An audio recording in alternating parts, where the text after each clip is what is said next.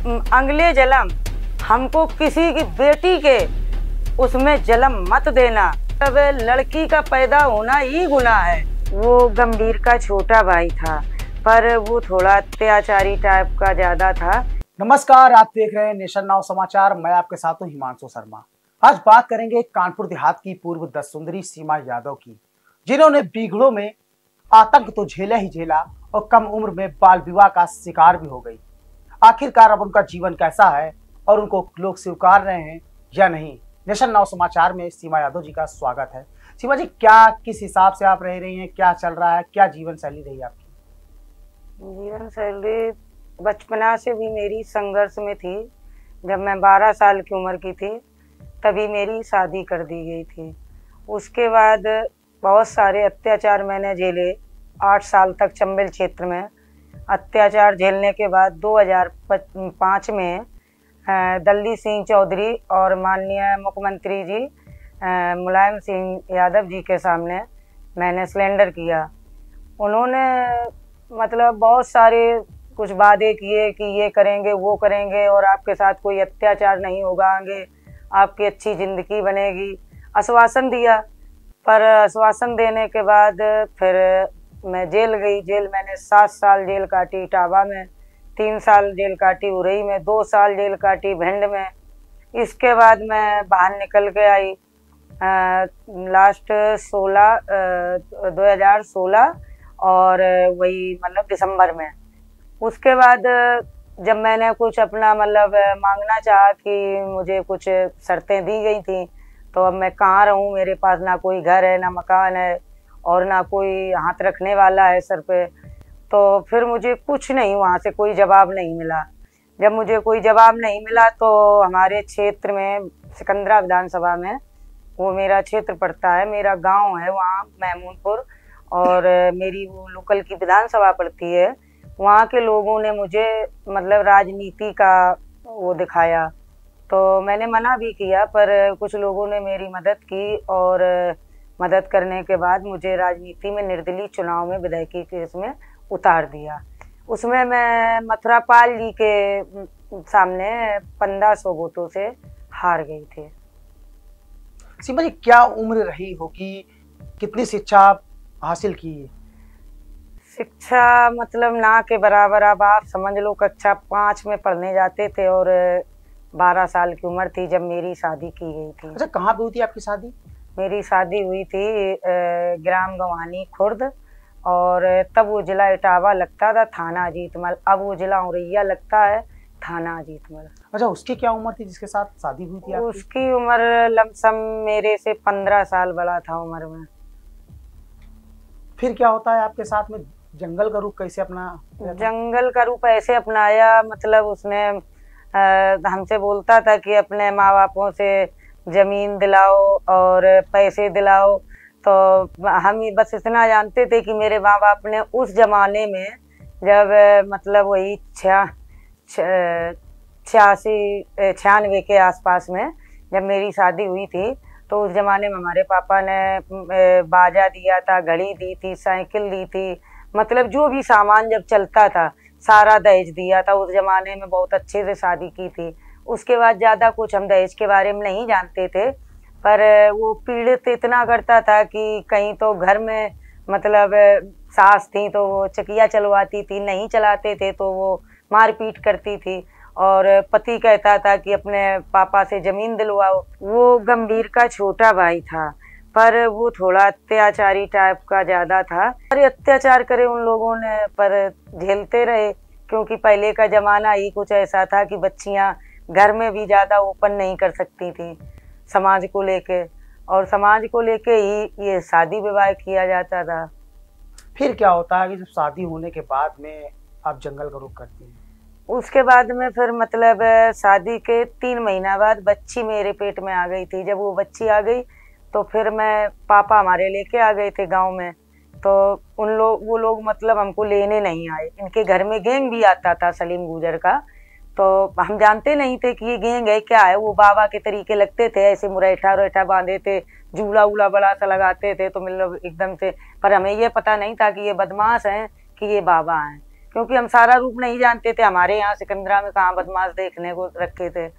उसके बाद मतलब ये पीड़ित करता था, और पीड़ित करने के बाद फिर जब पापा लोगों ने कहा कि मतलब पहले चिट्ठी और मोबाइल नहीं चलते थे, चिट्ठी डाली जाती थी, चिट्ठी और तार का जमाना। हाँ, तो मोबाइल चलते नहीं थे, कोई वो नहीं, किसी के द्वारा मतलब पापा लोगों ने सूचना भिजवाई मम्मी लोगों ने, तो ये लोग लेने नहीं आए।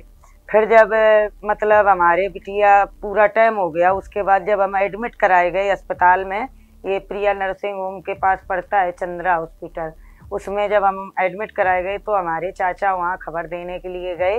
तो जब चाचा गए तो वो लोग चाचा को भी मारने के लिए दौड़ पड़े। उसके बाद जब चाचा को मारने के लिए दौड़े तो चाचा बोले ठीक है, अगर मेरी लड़की है, अगर हर कोई अपनी लड़की को अपने पास रख लेता तो पराया घर क्यों दिया जाता लड़की के लिए।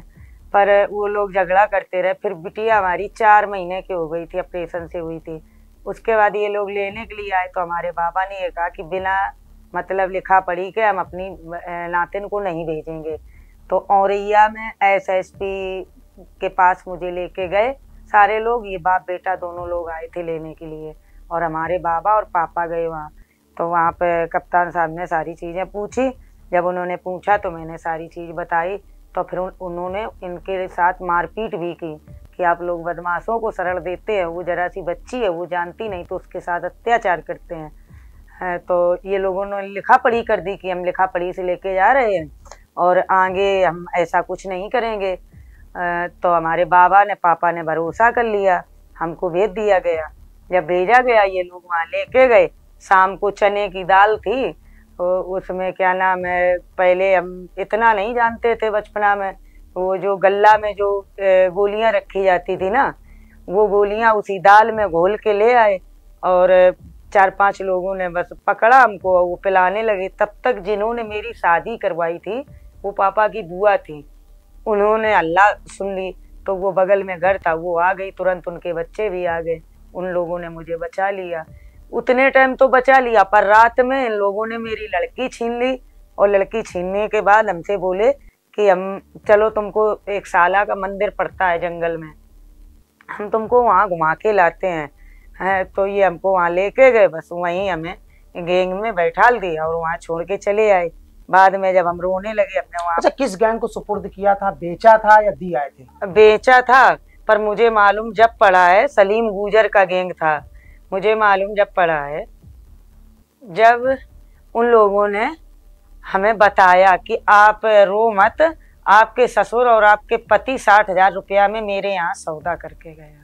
अच्छा, जिस हिसाब से गैंग को बेचा गया था, सलीम गुजर गैंग था उस समय, तो जो फूलन देवीपुर दस सुंदरी जो स्वर्गीय हैं, सांसद भी रही हैं अपने यहाँ की, जितना शोषण होता है, सेक्सुअल हैरेसमेंट, शारीरिक शोषण, क्या डकैती ने वो चीज भी आप लोगों के साथ की?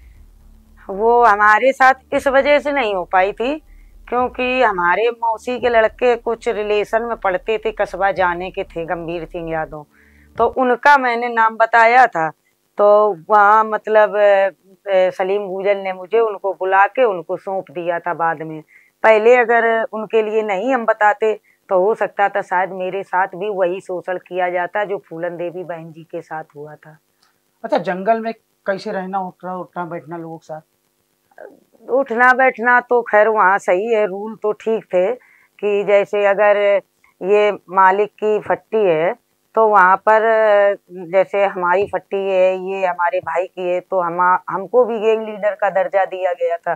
तो हम लोगों के पास हमारे कोई सदस्य नहीं बैठ सकते हैं, ये हम लोगों का एक रूल्स होता है।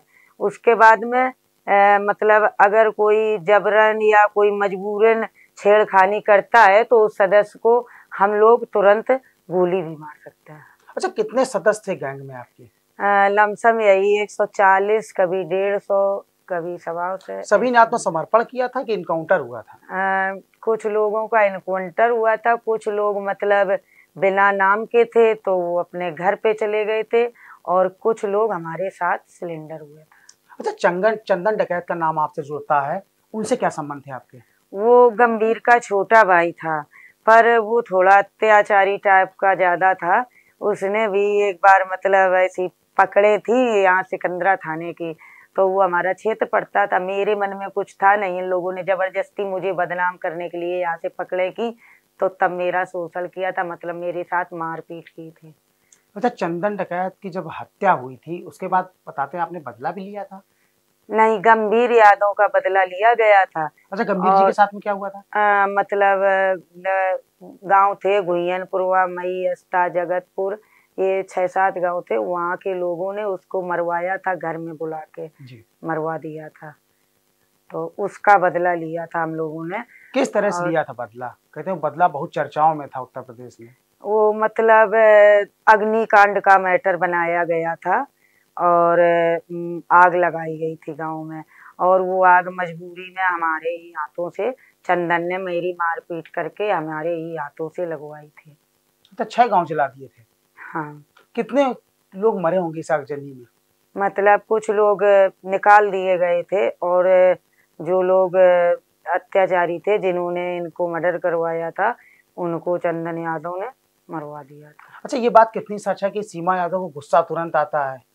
अ, गुस्सा, जैसे आप ही बताओ, जैसे मैंने अच्छे जीवन के लिए मैं हाजिर हुई थी और मुझे मतलब आश्वासन दिया गया था, पर सारे आश्वासन झूठे दिए गए थे।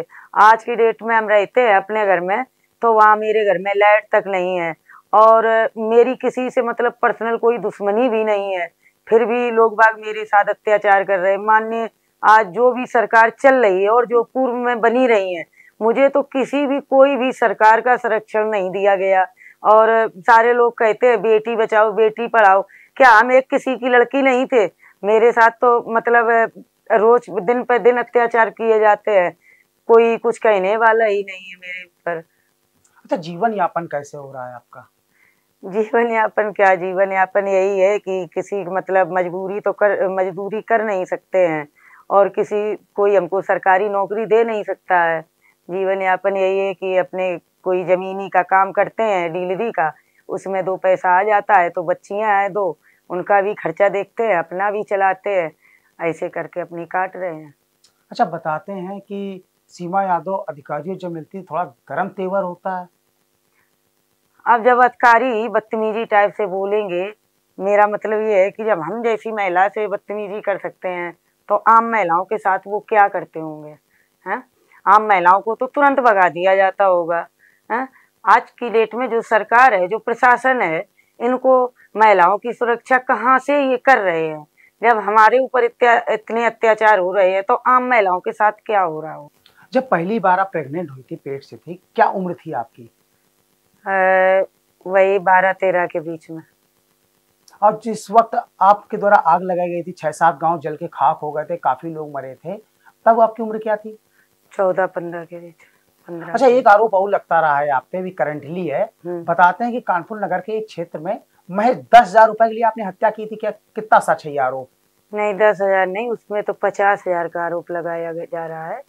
50,000 में सुपारी ली थी, सुपारी लेके सीमा सीमा यादव मार यादव डाला। ने, हाँ, मार डाला। पहले नंबर जो चंबिल का बदमाश होगा, चाहे वो हम हो, ठीक है, हमको बदमाश बनाया गया तो 8 साल मैंने भी वहाँ काटा है, मैंने भी देखा है। चंबिल का बदमाश कभी महिला के साथ अत्याचार नहीं कर सकता है, जो अन्य महिला है। जैसे कि मतलब उनके साथ में जो महिलाएं रहती हैं, उनकी एक अलग बात है, क्योंकि वो पर्सनल लाइफ उनकी होती है, और एक राजी बाजी से वो रखते हैं अपने पास, वो एक अलग चीज है। पर और किसी महिला के साथ वो गलत नहीं कर सकते हैं। तो पहले नंबर महिला का मर्डर दिखाया गया, उसके बाद विपक्षों ने मेरे साथ ये सब करवाया है, जो भी घटना करी गई है विपक्षों ने करवाई है। अच्छा, कितने दिन जेल काटा था इस मामले में? 3 साल जेल कटवाई गई, और जो भी मेरा था वो सीज कर दिया गया, गाड़ी घोड़ा थे वो थाने में डाल दिए गए थे, और घर में मतलब जहाँ तक कि हमारे कपड़े लत्ते तक नहीं छोड़ेंगे, गेट तक फड़वाया गया। उसके बाद 3 साल में हम जैसे तैसे छूट के आए। लोग बाग बेचारे कुछ ऐसे बेवारी थे जिन्होंने मुझे छुटाया है, और मेरी बच्ची भी मतलब घर से बेघर बनी रही। एक तो बिल्कुल छोटी है, अभी 8 साल की हुई है, जब हम जेल में थे तब वो 4 साल की थी, है, तो उसने भी दर्द झेली, पर किसी को कोई तरस नहीं आया। उसके बाद में हम जब घर पे आए तो घर में ना कुछ खाने को, ना पीने को, ना कोई पैसा, ना कौड़ी, और थोड़े ही दिन बाद कहा जाता है कि सीमा यादव का इनकाउंटर होगा। अरे ऐसे तो अच्छा है कि प्रशासन और सरकार मुझे वैसे ही गोली मार के हत्या कर दे तो बढ़िया है, या ऐसे जीवन जीने से। अच्छा, सरकार कहती थी जब डाकुओं का दौर था कि अपराध छोड़ो, हम्म। तो क्या मानती उस समय अपराध छोड़ दिया सरकार ने भी, अब सफल किया, जो सजा भई होगी थोड़ी बहुत और उसके में जो सहयोग किया गया होगा, क्या समाज आज अपना रहा है? आप लोगों को नहीं बताते सीमा या तो भुखमरी की कगार पे है, जब कोई धंधा नहीं, कोई पानी नहीं, कोई मदद नहीं, यहाँ तक कि घर में बिजली तक नहीं दे रखी बिजली विभाग ने आपको। तो फिर आप ही बता दीजिए ना कि समाज हमें किस जगह से अपना रहा है, जब आप लोग इतना सुनने वाले हैं, देखने वाले हैं आंखों से कि मेरे घर में पानी की व्यवस्था नहीं है, बिजली की व्यवस्था नहीं है, ठीक है, और खाने के लिए नाज नहीं है, हम कहीं से अपने मांग करके खाते हैं, तो फिर हमें कहाँ तनते, मतलब समाज अच्छा कर रही मेरे साथ, और कहाँ से सरकार अच्छा कर रही मेरे साथ, और कहाँ से मतलब प्रशासन है तो एक साइड में इन्काउंटर की गुहार लगाए बैठा रहता है, तो कौन मेरे साथ अच्छा कर रहा है? हमें आप ही लोग बता दीजिए। क्या मानती है अफसर हो या आम इंसान देखता तो डाकू की निगाह से आपको? हाँ, मुझे वही निगाह से देखता है। अगर मुझे पर्सनल ये डाकू का शब्द हटा दे तो शायद हम आज की डेट में, हमें सरकार भी सपोर्ट कर सकती है, प्रशासन भी सपोर्ट कर सकता है, आम जनता भी सपोर्ट कर सकती है, पर ऐसा कुछ हो नहीं रहा है। अच्छा, विधानसभा चुनाव लड़ा, लोकसभा चुनाव लड़ा, क्या इस बार 2027 के लोकसभा चुनाव में है कुछ तैयारी आपकी? हाँ, 2027 की तैयारी बना रहे हैं। कुछ जमीन है हमारे पास, कोई बिजनेस तो है नहीं, तो हम सोचते हैं अपनी जमीन बेचेंगे, उसके बाद उसी से कुछ ना कुछ हम अपने लिए करेंगे। अगर बस यही है कि एक बार अगर बन जाए विधायक, तो हम अपनी जो गरीब जनता है, जैसे मेरे दरवाजे आती है, रोती है, गिड़गिड़ाती है। अभी फिलहाल में एक मैटर था, बिलासपुर सिकंदरा के पास पड़ता है, 2 बच्चियां मतलब वो पानी में, यमुना जी में डूब के खत्म हो गई। तो एक बच्ची की मिट्टी मिली, एक बच्ची की मिट्टी भी नहीं मिली, और उसकी माँ विकलांग है।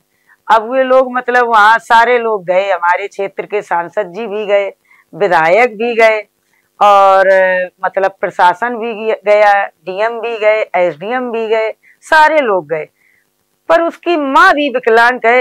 एकमात्र उसके लिए साइकिल तक किसी ने नहीं कहा जाके कि एक आपको हम साइकिल तक देके जाए, या आपकी दोनों लड़कियां, आपका परिवार विनाश हो गया, दोनों लड़कियों के बदले में हम कुछ करके जाएं। पर अब वो लोग हमसे कहते हैं तो हम एक ही चीज कहते हैं कि हाथ जोड़ के विनती है, अगर आप लोग एक बार हमको बना देंगे तो शायद है कि हम गरीब लोगों के लिए कुछ कर पाएंगे। अब ऐसे तो हमारे भी हाथ पांव कटे हुए हैं, हम क्या कर सकते हैं, मजबूर हैं। 12 साल की उम्र में शादी हुई, बाल विवाह की कुरीतियों से जूझते हुए तमाम दुख झेला, चाहे वो मजबूरी वश हो, चाहे वो परिस्थितियां वश हो, क्या संदेश देना चाहती हैं समाज को आप? संदेश क्या, संदेश तो समाज भी जानती है और सारे लोग जानते हैं, सरकारें जानती है कि 12 साल की उम्र में किसी भी बेटी का मतलब ये हाथ पीले किए जाएं, शादी की जाए, उसके बाद उत्पीड़न होता है। उसके बाद उस हिसाब में मतलब गर्भ होना, गर्भवती महिला का मतलब एक बच्ची का नहीं होता है। 18 साल की उम्र के बाद गर्भवती अगर होती है महिला, तब तो वो जायज है। तो वहाँ पे भी मैंने उत्पीड़न ही एक सहा था, वो भी एक अत्याचार था, पर मैंने अत्याचार इस वजह से नहीं समझा क्योंकि मैंने एक कन्या को जन्म दिया था, मैं उसको भी झेल के, और क्या नाम, मैंने उसकी भी परवरिश की। उसके बाद समाज को संदेश भी देंगे ना हम, और बहुत सारे मैंने संदेश दिए भी हैं, पर समाज समझती कहाँ है। हमें तो ऐसा लगता है कि बिटिया मतलब लड़की का पैदा होना ही गुनाह है, कि ना आज हम लड़की की जात होते, और ना आज हम 60,000 रुपया में बेचे जाते, और ना आज हम इस परिस्थिति से गुजरे होते। आपका कोई विशेष निवेदन है सरकार से? जहां एक और अभी तक हाल ही में सुनीता नाम की नक्सली महिला ने सरेंडर किया सरकार के सामने, उसके पुनर्वास की व्यवस्था सरकार ने की, ऐसी परिस्थिति में क्या कहना चाहेंगी आप? देखो, पूर्व में भी कोई सरकार थी, वो दूसरी थी, ठीक, माननीय मुलायम सिंह जी नहीं, सरेंडर अभी किया है। हाँ, वो अभी वर्तमान सरकार पे किया उसने सिलेंडर, मैंने पिछली सरकार में किया था। सरकारें चाहे जौन सी हो, जैसे मुझे उस टाइम मतलब बोला गया था कि आपको हम ये देंगे वो देंगे, अब इस बच्ची के लिए भी बोला गया है सिलेंडर होने पे। वर्तमान सरकार ने कहा है कि हम आपको ये देंगे, आपको राशन देंगे, आपको रहने की जगह देंगे, आपको संरक्षण देंगे, ठीक।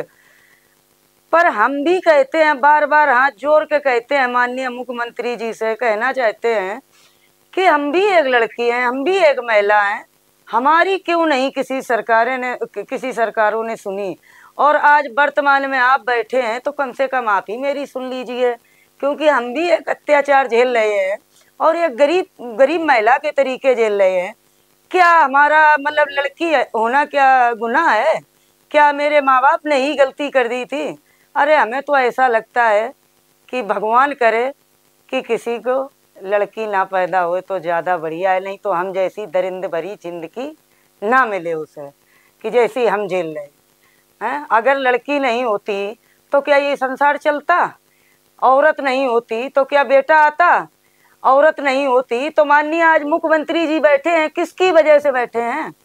हम इतना पूछना चाहते हैं, एक माँ की वजह से है ना।